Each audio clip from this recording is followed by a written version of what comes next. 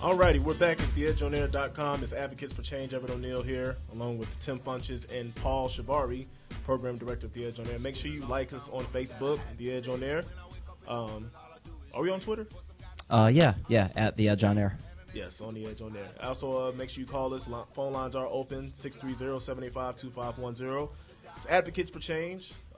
Before the break, we were just getting into the genesis of, what's the cause of problems, not only in our community, and I don't want to, before I go any further, this isn't an us against them forum. Absolutely not. Because, hate doesn't really have a color. It affects everybody. It's not a black thing. It's not a white thing. It's an everybody thing. But for this particular break, we are going to talk about the injustice with Michael Brown. August 8th was the date. I believe that he was gunned down by Darren Wilson, a police officer. Once again, Michael Brown was unarmed. Just to backtrack a little bit, there was a call of a robbery at a local convenience store. And the call went out to the police, and, they wanted to identify the culprit. And so while the police were looking for said robbers, I believe Michael Brown and his friend were approached. And there are several different stories of what happened. But ultimately, it led to Michael Brown being gunned down 6 times, actually. There were reports that he actually assaulted the police officer. Other stories said that he ran away. And there are other stories where he was just straight up shot.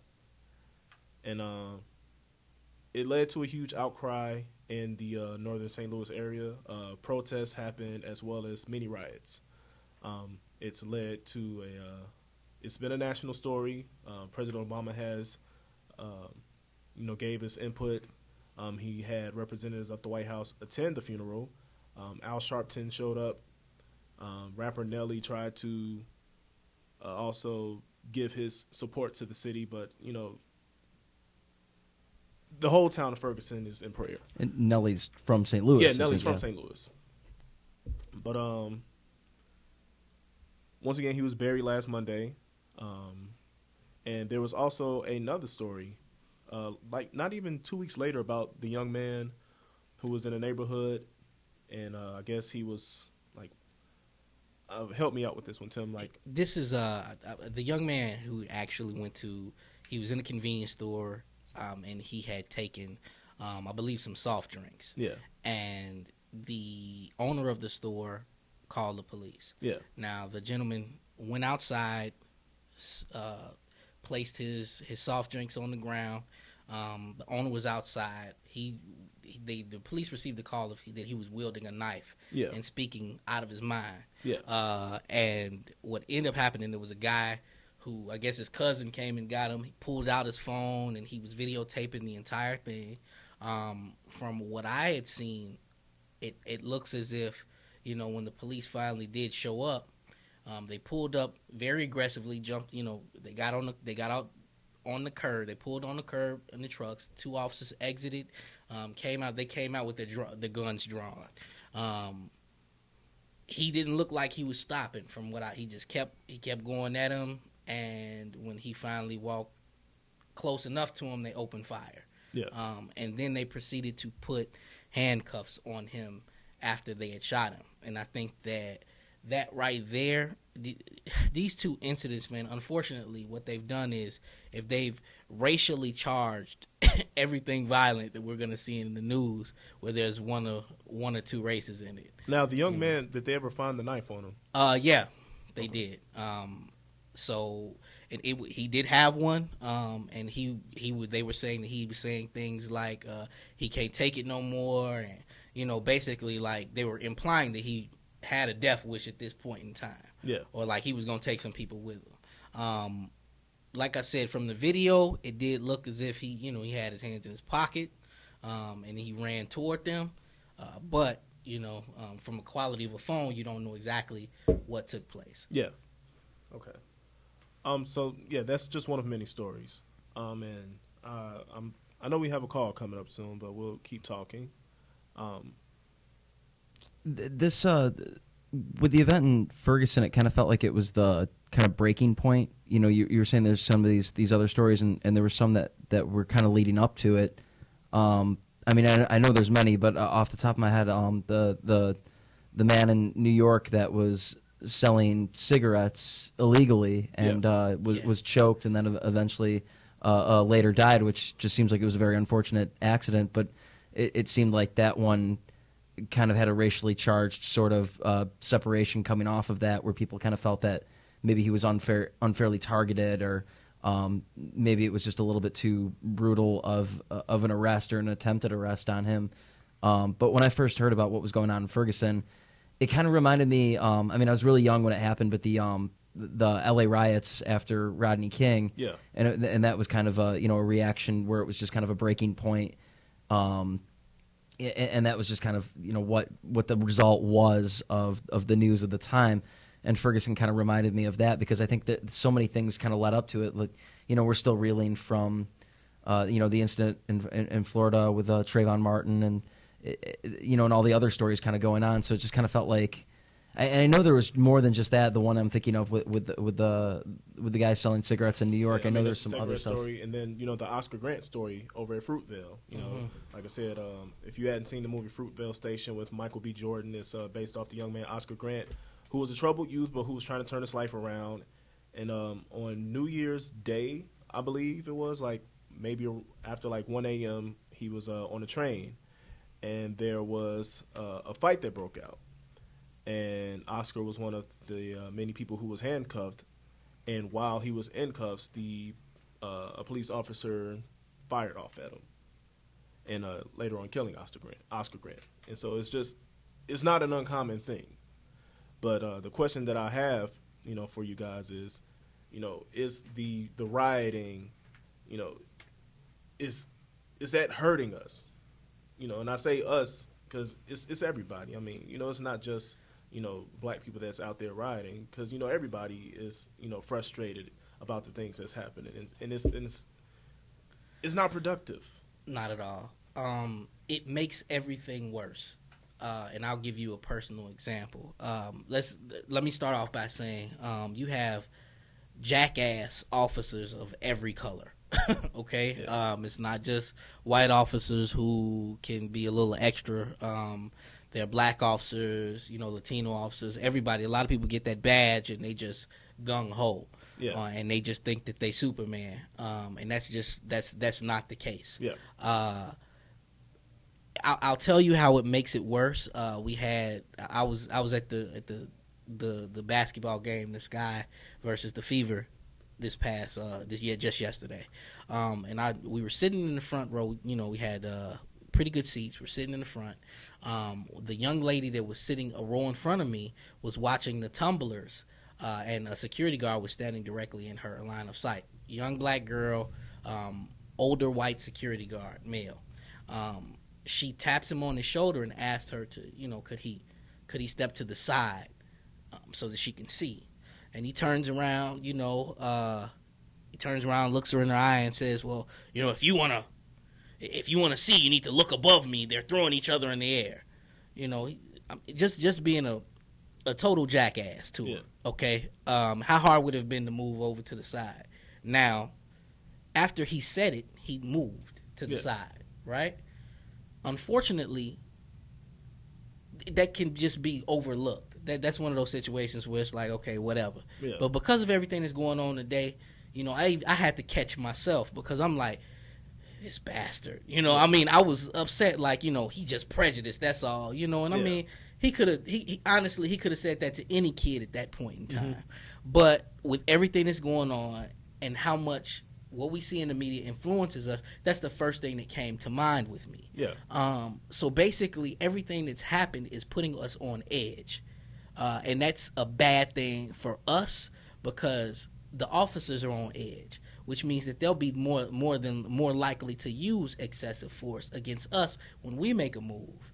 And it's a bad thing because we're on edge, because you have individuals who don't care whether or not they got a badge and a gun and will move on now. Yeah. Just that simple. So it puts them in danger. So right now we're in a really, really bad place, and that's the purpose of this, to try and figure out how do we get in front of this thing. Okay? Yeah. That's why it's hurt us. So to answer your question, yes. I think it also hurts just in the way that it kind of also gives the federal government more power to say, maybe not so much declare martial law, but to give more power to basically come in and kind of impose some sort of martial law or type of martial law. Because if they feel that there's some civil unrest and there's violent crime occurring in the aftermath of something, then it gives them the right to bring in, the National Guard, and that's you don't need that. I think if people can just kind of peacefully demonstrate, there wouldn't be a need for that. And I think it's that catch-22 situation where, well, someone might be rioting because they feel that they've been oppressed for so long that they're not given their fair slice of the pie. Yeah. But then when you're kind of stealing, you're kind of enforcing, who your quote-unquote enemy would be that isn't giving you that fair slice of the pie. So it just it kind of feels like one of those things where it hurts because you're not benefiting your community. It's maybe a selfish reaction, which I understand it's coming from anger, and people have the right to be angry, but the actions you have as the result of your anger need to be kind of kept in check and maybe applied more towards positive outcomes. Absolutely. Tim, you for probably like 30 minutes or so, I think you've made suggestions towards the media a lot. And the question that I have once again is, how much responsibility does the media have as far as promoting, the bad aspects of this, with the riots? Like, how much, where does responsibility lie with us? Because we are the media. This, radio, TV, the newspapers. Like, we're constantly feeding these images to people, and therefore it's, getting everybody riled up. Where does responsibility lie in us to, not, feed that, to not feed that to the mass? Well, honestly, the just to be plain, this is a business. Yeah.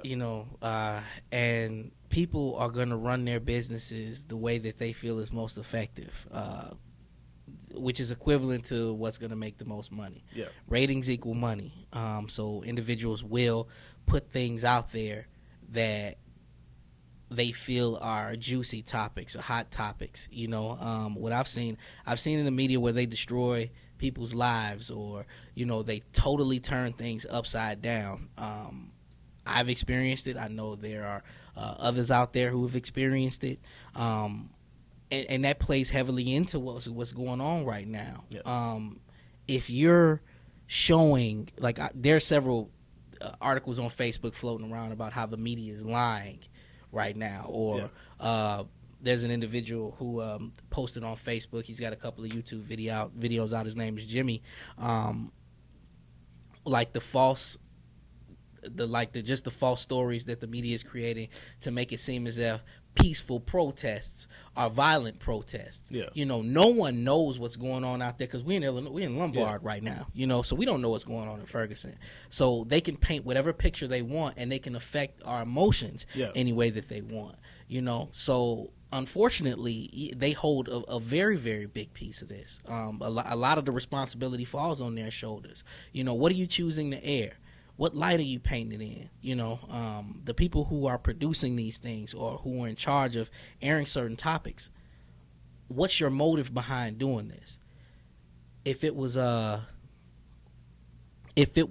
fact that you care and you want to make a difference, then then it would be good. But unfortunately, all you're doing is just promoting the negative aspects of it and getting people riled up and making them, go on anxiety medication just because they are seeing what's in the news today.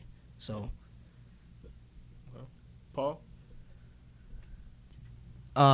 Sorry, I was setting up our next break here and checking the phone lines. I missed your missed kind of the question here that you posed.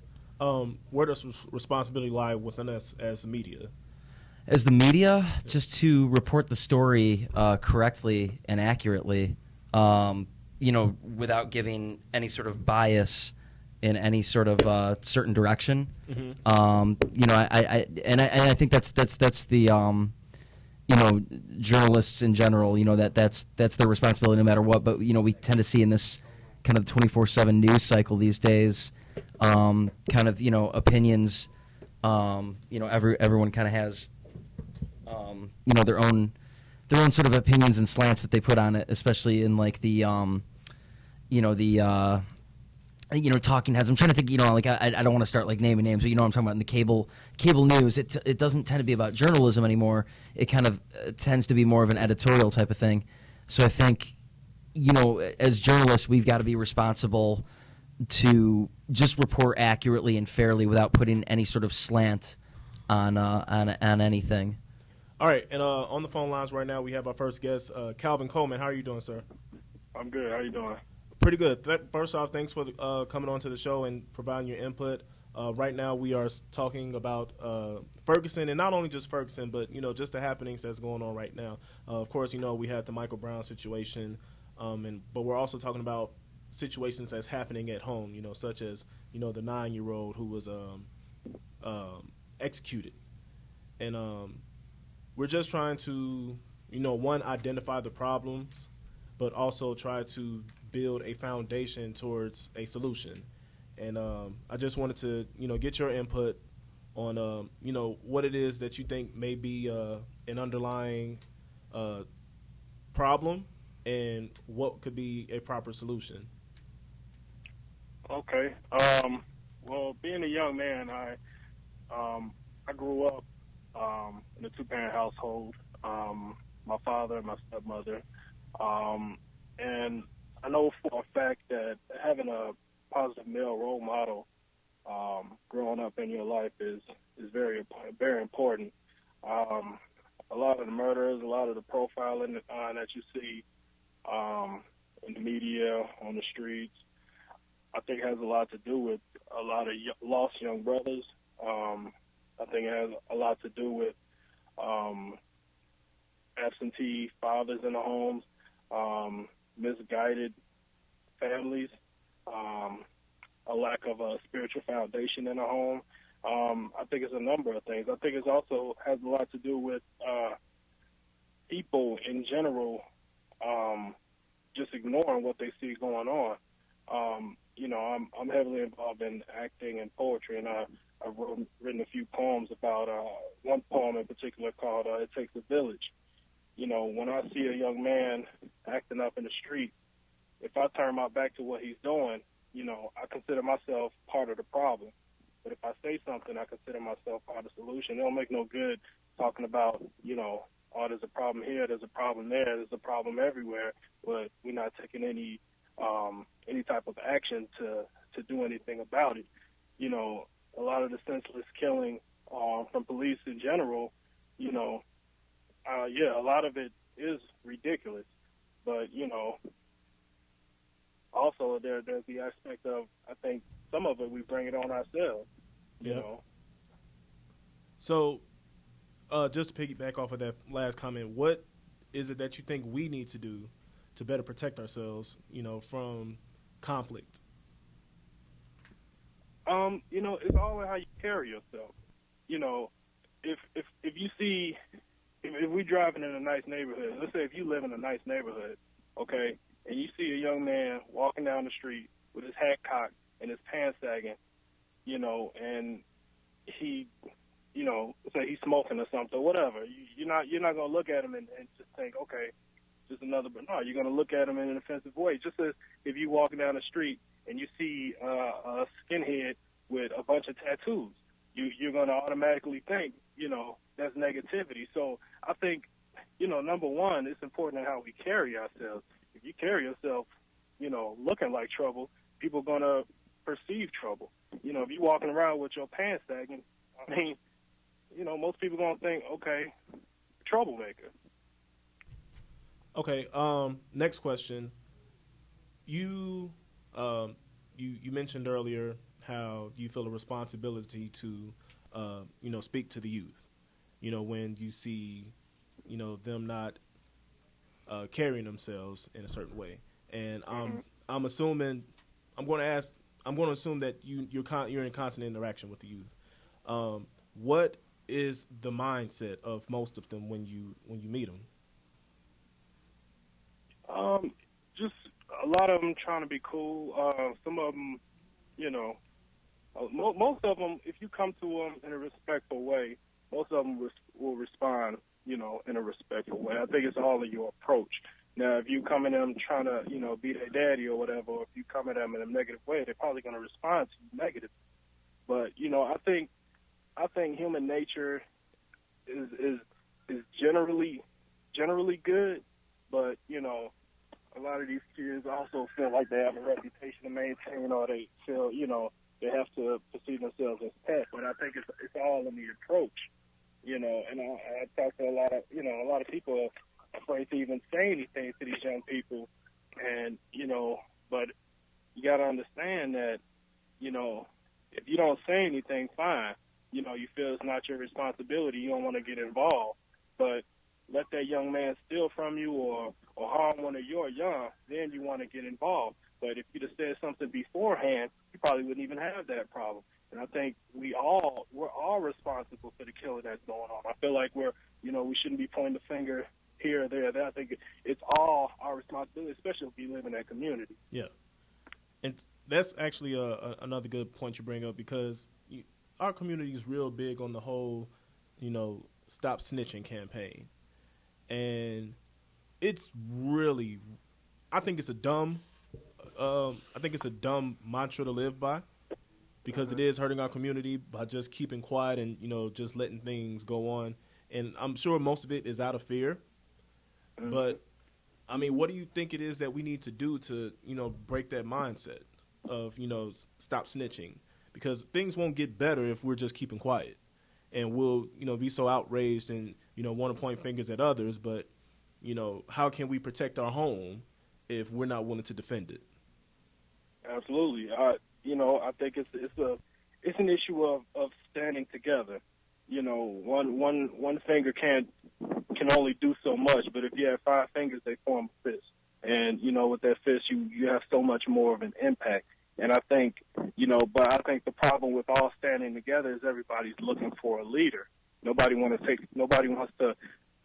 take that leadership role. Nobody wants to stand and be bold and actually, take that first step. But I think if everybody had that mindset that, okay, let's go ahead and band together and not be afraid, almost to the point where you have to look at it like, our life depends on it. Our life depends on standing together. Because, these young kids are dropping by the dozen. So it's like, at what point do you say, okay, let's stand firm, Piggyback off of that real quick. Yes, we do definitely share the responsibility, but I'm also going to say, as far as the Stop Snitching campaign, a lot of that stems from a lack of trust of the police as well. Yeah. Our law enforcement system definitely has to make some improvements on community relations and sensitivity and doing things like that. If you're supposed to be the protector and people don't trust you, they're not going to go at you or come to you when it matters the most. And that's being able to come forward and talk about some of these crimes. These individuals, a lot of gang members, man, unfortunately, they are at a point in their lives where they are so committed to the organization that they belong to that they may not even commit a crime, but will take the rap for somebody because they're not going to tell on what they feel is their brother. But if they had a brother or a father or somebody at home that they felt that same devotion to, then they wouldn't have to do it. Absolutely. You know what I'm saying? So it does fall on us, but at the same time, it falls on definitely on the law enforcement side too. Absolutely. All right, Calvin, I wanted to ask you about a project that you're a part of, 13 Men. Yeah. Could you elaborate on that for us? Just tell us a little bit about it. The play 13 Men, which is written, directed, and produced by LaShonda Marie. It's a play called 13 Men, which will be featured at the DuSable Museum on September 13th. That's this month. 13 Men on the 13th of this month at 7 p.m. Tickets are on sale for $35 general admission and $50 for VIP. Basically, I'm the leading character of the play. It's a play, 13 men dealing with 13 issues. There are 13 men in the play, and they each have different issues. I play a character called Absentee Father. There's a player called Stripper, Dreamer, Drug Abuse, Single Father, and all of these different characters have different issues. My character is dealing with infidelity in his marriage. He's dealing with a son that he doesn't have a close relationship with that's outside of his marriage. He's dealing with, his issues with his friends. Not to give too much of the play away. There's a player who's dealing with homosexuality. So, it's basically trying to get men back into their rightful place as Christians, as leaders of their homes, as leaders in general. Because, there's men have different struggles. And what we're doing is we're trying to draw men, and especially families. It's not necessarily kid-friendly, but we're trying to draw men back into their rightful places. So this is a very powerful play. There's comedy.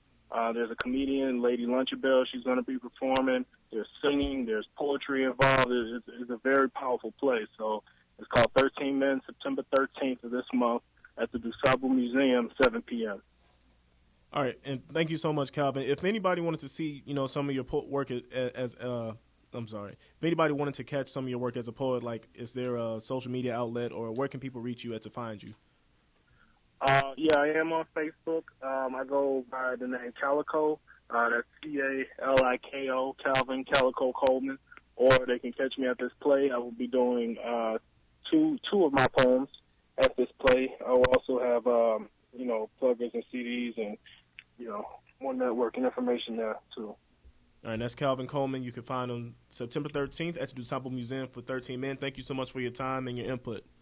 Thank you. All right, thank you. We're going to take another short break. This is Advocate for Change. We do have more callers on the way. Once again, our phone lines are open, 630-785-2510. If you have any comments or concerns, or, if you just want to vent, we're here. It's the Advocate for Change on theedgeonair.com.